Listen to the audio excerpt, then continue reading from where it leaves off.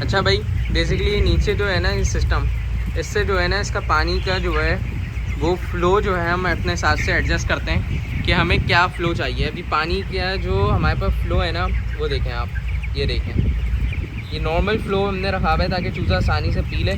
और जैसे मैंने आपको प्रीवियस वीडियो में बताया था कि इसकी एक एक हम लोग जो है वो कैप साफ़ कर रहे होते हैं। और इसका बेनिफिट भी मैंने आपको बताया था कि हमारा चूज़ा जो है उसकी हेल्थ अच्छी रहेगी, हमारा चूज़ा कॉक्सी से अच्छा भाई, इस वक्त जो है ना शाम का वक्त है, फीड भी चल रही है और सामने जो है मोटेलिटी आप देखें, मोटेलिटी का चक्कर लग रहा है। टोटल 2 बंदे होते हैं शेड के अंदर, एक इधर से जा रहा है और एक इधर से जाना है। इसका असूल ये होता है कि एक बंदा कोने से जाएगा, एक बंदा बीच से जाएगा, ताकि चूज़ा जो है वो एक जगह जमा नहीं हो।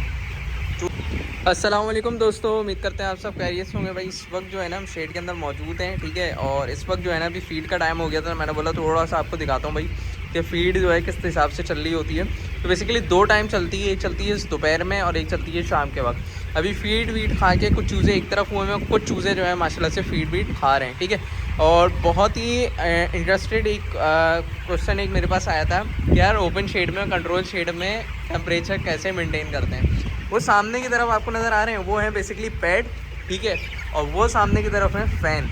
अब इसका फंक्शन क्या होता है, पैड से हवा आएगी, ठीक है। अब हमने अपने हिसाब से एडजस्ट करना है कि पैड कितने देर तक ऑन करना है, कितने देर तक ऑफ़ करना है, क्योंकि ये डिपेंड करता है बाहर के मौसम के हिसाब से, ये डिपेंड करता है अंदर के मौसम के हिसाब से, ये डिपेंड करता है कि ह्यूमिडिटी कितनी है। अगर ह्यूमिडिटी तो कम होगी तो हम पैड चला लेंगे ज़्यादा, अगर ह्यूमिडिटी ज़्यादा होगी तो हम इसको फिर टाइमर के हिसाब से चलाएँगे। इसका फंक्शन सिंपल ये है कि वहाँ से फ्रेश एयर आ रही है और वहाँ से जो सामने एग्जॉस्ट है ना वो पूरी हवा खींच रहा है। तो अंदर शेड के अंदर जो अमोनिया है, इसके अलावा जो हवा आ रही है वो एक्सचेंज हो रही है। जब भी एयर एक्सचेंज होती है तो आपके शेड के अंदर टेम्परेचर जो है वो मेंटेन हो जाता है, शेड का टेम्परेचर नॉर्मल हो जाता है। अभी ये कि बेसिकली राउंड लगा रहा हूँ शेड के अंदर, तो मैंने बोला थोड़ा सा ये भी एक आप लोगों के लिए एक थोड़ी सी नॉलेज के लिए होना चाहिए कि भाई जब भी मुर्गी पालते हैं ना तो उसके लिए शेड में राउंड लगाना पड़ता है। अब होगा क्या कि जो कोने पे बैठा हुआ है ना चूज़ा, वो उड़ जाएगा, फीड की तरफ चले जाएगा, पानी की तरफ चले जाएगा। तो भाई यही मैनेजमेंट होती है। इसी तरीके से आप लोग ओपन में भी क्या करें, सारी चीज़ें जो लोग मेरे से कंसल्टेशन लेते हैं या जिन्होंने कोर्स बाय किया हुआ है उनको तो इस चीज़ का पता है और इससे ज़्यादा चीज़ों का पता है। तो लेकिन मैं कोशिश ये करूँगा कि भाई जो नए व्यूवर्स हैं उनके लिए जितना हो सकता है उतना मैं जो हूँ सिखाने की कोशिश करूँ, क्योंकि ज़ाहिर सी बात है देखें इसमें भी सदका जारी है, आप किसी को इल्म अगर दोगे तो ये भी सवाब का काम है। लेकिन ये कि अब इसमें बहुत से लोगों का ये भी सवाल आया था कि यार आप कंसल्टेशन चार्जेस ले रहे हो या आप जो है वो कोर्स के चार्जेस ले रहे हो। तो यार जाहिर सी बात है देखिए मैं उस चीज़ के तो पे अपने करूँगा ना, मैंने भी किसी चीज़ के इल्म हासिल करने के लिए पैसे तो भरे हैं। तो ये वाली चीज़ें जिन लोगों को पता है कि भाई वो जो तो पहचान लेंगे। बहरहाल अभी जो है एज 20 डेज़ हो गए हैं हमारे, ठीक है। आज रात में मुकम्मल होंगे। तो ये कि माशाल्लाह से ओवरऑल मैं आपको हिसाब किताब दिखा देता हूँ। जो मैं आपको बता रहा था ना कि पानी के रेगुलेटर में जो पानी आता है वो बेसिकली यहाँ से आ रहा है। मैं आपको इसका फंक्शन दिखाता हूँ। ये बेसिकली सामने की तरफ ये पाइप है जो कि ऊपर टंकी से आ रहा है, यहाँ से वॉल्व बंद करेंगे जब हमें पानी रोकना होगा, वरना ये ऑन होगा। और इसका फंक्शन ये कि ये रेगुलेटर है, इससे हम लोग जो है जो निप्पल है ना उसका जो है हम लोग फ़्लो चेक करते हैं कि भाई फ़्लो अगर बढ़ाना होगा तो इसी से थ्रू होगा। नीचे जो है इसका स्प्रिंग होता है, इसके थ्रू होता है। बहरहाल अभी जो है मैं आपको एक और चीज़ दिखाता हूँ जो मैंने आप लोगों को बोला था कि भाई मैं आप लोगों को एक चीज़ दिखाऊँगा। वो ये कि जो फीडिंग लाइन पानी की लाइन हम लोग ऊपर करते हैं, वो तो पानी की लाइन हम मैनुअल करते हैं, रस्सी बनी हुई होती है, रस्सी के थ्रू करते हैं। लेकिन जो फीडिंग लाइन है ना वो इस तरीके से, जैसे मैंने आपको बताया था, डंडा है और वो ये हुक में लगता है, ठीक है। ये हुक में लगेगा, ये इस तरीके से घुमाएंगे, ऊपर होता रहेगा, तो ये हमारे पास ये लाइनें ऊपर होंगी। इसी तरीके से फीडिंग लाइन में भी करेंगे तो इस तरीके से ऊपर होगी। तो ये चीज़ें होती हैं, इस तरीके से होती हैं। और ये जो सेंसर है ना, ये आप लोग ने मुझे बताना है कि भाई ये कौन सा सेंसर है, ठीक है। मैं थोड़ा सा ही आपको जो है फोकस करके दिखा देता हूँ। अगर आप लोग को पता है, जिन लोगों को पता है तो वो लोग तो पहचान जाएंगे, लेकिन जिन लोगों को नहीं पता तो उन लोगों को भी इंशाल्लाह बताऊंगा। और जिन लोगों को पता है उन्होंने कमेंट करके बताना है कि भाई आपके हिसाब से ये कौन सा सेंसर हो सकता है, ठीक है। तो ये लाजमी बताइएगा क्योंकि ये जो है बड़ी इंटरेस्टिंग टॉपिक वाली चीज़ें हैं भाई। अच्छा भाई, इस वक्त जो है ना शाम का वक्त है, फीड भी चल रही है और सामने जो है मोटेलिटी आप देखें, मोटेलिटी का चक्कर लग रहा है। टोटल 2 बंदे होते हैं शेड के अंदर, एक इधर से जा रहा है और एक इधर से जाना है। इसका असूल ये होता है कि एक बंदा कोने से जाएगा, एक बंदा बीच से जाएगा, ताकि चूज़ा जो है वो एक जगह जमा नहीं हो। चूज़ा बनना डरता है इंसानों से, तो ये जो एक फैमिलियर हो जाता है इसको पता चल जाता है कि भाई हम राउंड लगा रहे हैं, दिन में पता नहीं कितने चक्कर हम लोग लगा रहे होते हैं, इसके अलावा ये लोग भी लगा रहे होते हैं। तो भाई ये वाला हिसाब किताब है, तो इस तरीके से चल रहा होता है। बाकी ये कि एक बहुत जो जिस तरीके से मैंने आपको शुरू में बताया कि भाई टेम्परेचर मेंटेन करने का तरीका ये है कि बेसिकली वहाँ पे हम कोने पे जो है वो लगा हुआ होता है कंट्रोल पैनल। एक हर शेड का एक डीबी बॉक्स अलग होता है, जिसका एक अलग कंट्रोल पैनल होता है, जो कि मैं पहली वीडियो में बता चुका हूँ। अगर आप लोगों ने नहीं देखी तो कंट्रोल शेड की पहली वीडियो लाजमी जाके देखें, उसमें मैंने आपको बताया कि कंट्रोल पैनल कैसे रन होता है, किस हिसाब से टेम्परेचर होता है, पहले दिन टेम्परेचर कैसे रखना है, उसके बाद कैसे रखना है, तो वो आप लोग ने लाजमी जाके देखना है, ठीक है। बहरहाल 19वें दिन पे हमारी जो है, जैसे मैंने आपको प्रीवियस वीडियो में बताया था, वैक्सीन होगी, तो वैक्सीन हो चुकी है, ठीक है। एंटी लसोटा की वैक्सीन हुई है। अभी पानी में सिंपल पानी चल रहा है, यानी कि आपसे समझें कि ई सेलेनियम चल रहा है। तो ये कि जैसे मैंने आपको बताया था, वैक्सीन से पहले ई सेलेनियम चलाते हैं, उसके बाद भी ई सेलेनियम चलाते हैं, उसके बाद 24 घंटे बाद अगर तो हमें लगेगा कि हमें कोई ज़रूरत है किसी चीज़ की तो हम चलाएँगे, अदरवाइज़ यही कि सादा पानी चलेगा, ठीक है। बहरहाल ये कि ओवरऑल मैं आपको एक चीज़ दिखा रहा था, वो ये कि वेंट जो है सारी की सारी बंद है। इसके बारे में भी इंशाल्लाह मैं आप लोगों को बताऊंगा, अगर आप लोग ने अच्छा भरपूर साथ दिया।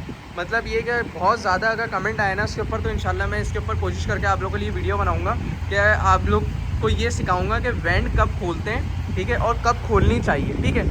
तो वो आप लोग के लिए आसानी होगी, क्योंकि ज़ाहिर सी बात है अब आप लोग का ये सवाल होगा कि इतने बड़े बड़े पंखे लगे हुए हैं और पैड लगे हुए हैं, तो उसके बावजूद आप वेंट क्यों खोलोगे।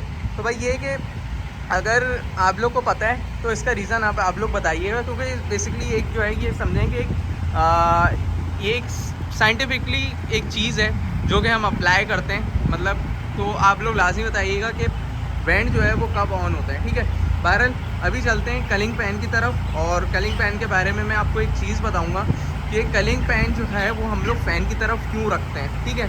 कलिंग पैन में बेसिकली साइजिंग वाला बर्ड रखेंगे, लंगड़ा रखेंगे, कोई वीक बर्ड है उसको रख लेंगे। इस तरीके से हमें अगर दिखेगा कोई इकोलाई वाला बर्ड अगर हमें नज़र आ रहा है तो उसको फ़ौरन अलग करेंगे।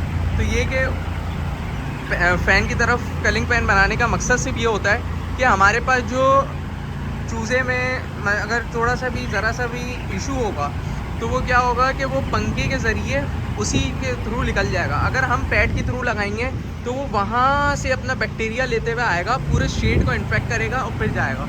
तो भाई इसकी कॉमन सेंस सिंपल ये होती है कि इसीलिए हम लोग जो है उसको वहाँ पे उस तरफ लगाते हैं। बाकी ये कि फीड की फॉर्मुलेशन भी मैं बता चुका हूँ, हर चीज़ मैं बता चुका हूँ। अब आप लोग ने मुझे कमेंट करके बताना है कि भाई क्या हिसाब है, आपके हिसाब से जो है वो कितना, मतलब क्या टॉपिक होना चाहिए वीडियो का, क्योंकि ख़ास इतना कोई ख़ास रिस्पॉन्स तो नज़र आ ही नहीं रहा मुझे। तो ये कि मैंने बोला कि भाई आप लोग से पूछ लेता हूँ भाई क्या हिसाब किताब है। तो चले फिर अभी एक काम करते हैं कि हमने जो है इस वक्त अभी जो भी मोटेलिटी हो रही है उस मोटेलिटी को गिनेंगे, उसके बाद इंशाल्लाह आपको पोस्टमार्टम करके दिखाएंगे। अच्छा, एक और चीज़ मैं आप लोग को ये बता दूँ कि बहुत से लोग ये पूछेंगे, अब मेरे से ये डीएम में आके सवाल करते हैं, तो यार आप, मुझे अच्छा लगता है कि आप व्हाट्सएप पे अच्छा खासा आप कांटेक्ट कर रहे होते हो, लेकिन मेरी ख्वाहिश ये है कि आप लोग कमेंट में लाजमी जितना अच्छा रिस्पांस होगा ना, मुझे उतनी ज़्यादा खुशी होगी, मैं उतनी ज़्यादा आप लोग के लिए कोशिश करके उस टॉपिक के ऊपर वीडियो बनाऊंगा।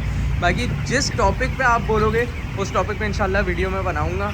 आप लोग ने ये बोला ना कि हमें ये बताएं कि फिनिशर के फीड कब लगनी चाहिए, ग्रोअर फीड कब लगनी चाहिए, तो उसके ऊपर भी इंशाल्लाह मैं आप लोग के लिए वीडियो बनाऊँगा। लेकिन ये कि आप लोग लाजमी जो है वो सपोर्ट करिएगा और कमेंट करके लाजमी बताइएगा।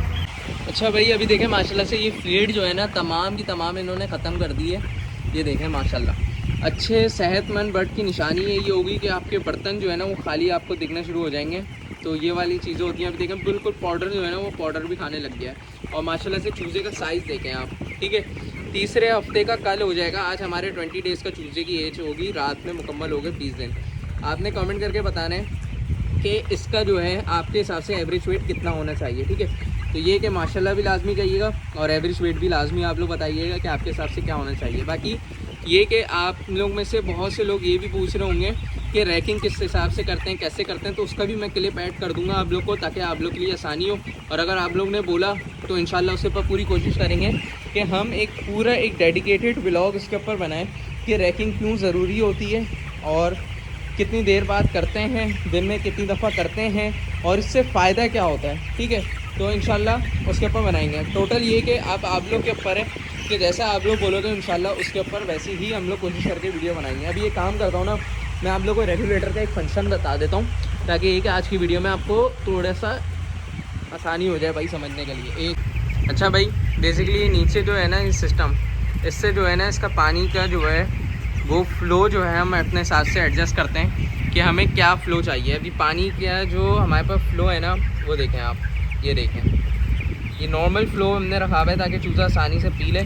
और जैसे मैंने आपको प्रीवियस वीडियो में बताया था कि इसकी एक एक हम लोग जो है वो कैप साफ़ कर रहे होते हैं। और इसका बेनिफिट भी मैंने आपको बताया था कि हमारा चूज़ा जो है उसकी हेल्थ अच्छी रहेगी, हमारा चूज़ा कॉक्सी से बचा रहेगा और सारी चीज़ें होंगी। बहरहाल ये जो है बेसिकली प्रेशर होता है कि हमें इससे पता चलता है कि प्रेशर कितना है। और बाकी ये छोटे मोटे जो है पूरा ओवरऑल वही सिस्टम है पानी का। और जाहिर से बड़े पैमाने पे और पूरी लाइन का अगर मैं बात करूँ ना, ये जो पूरी पानी की लाइन है वहाँ से लेकर वहाँ तक, इसका सिर्फ एक ही फंक्शन है इस रेगुलेटर से। मतलब पूरी लाइन एक रेगुलेटर के थ्रू चल रही है, जो कि बीच में पानी, समझे कि मिसाल के तौर पे बीच में एक रेगुलेटर लगा हुआ है जिससे पानी इस लाइन में फ़्लो चेक हो रहा है। मतलब फ़्लो जो है इसमें एडजस्ट हो रहा है कि कितना फ़्लो हमने रखना है, और पूरा इक्वली उस उधर तक और वहाँ तक पूरा इक्वली जा रहा है। मतलब ऐसा नहीं है कि वहाँ तक पानी नहीं जा रहा हो या वहाँ का रेगुलेटर अलग हो, वहाँ का रेगुलेटर अलग हो। पूरी एक लाइन का जो है ना एक ही रेगुलेटर है। तो इसका बड़ा काम, मतलब बहुत टाइट सीन है इसका ना। बाकी हमने जो बनाया हुआ है वो बनाए हुए हमने छोटे पैमाने पे किया हुआ, तो ज़ाहिर सी बात है वो छोटा रेगुलेटर बनाया हुआ है। लेकिन ये कि भाई ओवरऑल वही फंक्शन है उसका भी और इसका भी यही फंक्शन है कि जब पानी बहुत ज़्यादा तेज़ प्रेशर का होगा तो उसको जो है वो उसको हम लोग ने सेट करने के लिए आसानी होती है। बहुत कम होगा तो उस हिसाब से सेट करने के लिए आसानी होगी। और ओवरऑल वही हिसाब किताब है, मतलब उसी हिसाब से निप्पल लगे हुए, उसी हिसाब से पानी का फ़्लो हो रहा है। और नीचे से जैसे मैंने आपको बताया कि भाई हम बढ़ा भी सकते हैं और कम भी कर सकते हैं। बाकी भाई आप लोग में से बहुत से लोग ये भी पूछेंगे कि ये जो आपके सामने वॉल है ये किस चीज़ के लिए होता है। बेसिकली ये जब ड्रेन करना होगा, जब वैक्सीन करें, या इसके अलावा ये कि हफ्ते में 1 दिन 2 दिन जो है जब ज़रूरत पड़ती है ड्रेन करने की तो इसको खोल देते हैं। इससे ये होता है कि ड्रेन करने के लिए आसानी होती है, तेज़ प्रेशर हो जाता है पानी का लाइन का। तो ये जो है ये बड़ी काम की चीज़ होती है। अगर ये आपके पास ख़राब हो जाए तो आप ये समझें कि रेगुलेटर किसी काम का नहीं है। तो ये चीज़ें भी बहुत इंपॉर्टेंट होती है। जैसे हमारे पास बॉल लगी हुई होती है, वैसे इनके पास जो है इस तरीके से बॉल वाला सिस्टम होता है, अंदर स्प्रिंग होते हैं। तो ये जो है ये भी आसानी से मिल जाता है। लेकिन ये कि स्मॉल स्केल में बहुत ज़्यादा महंगा पड़ता है। ये 15-20 हज़ार रुपये का एक रेगुलेटर है, 10-15 हज़ार रुपये का।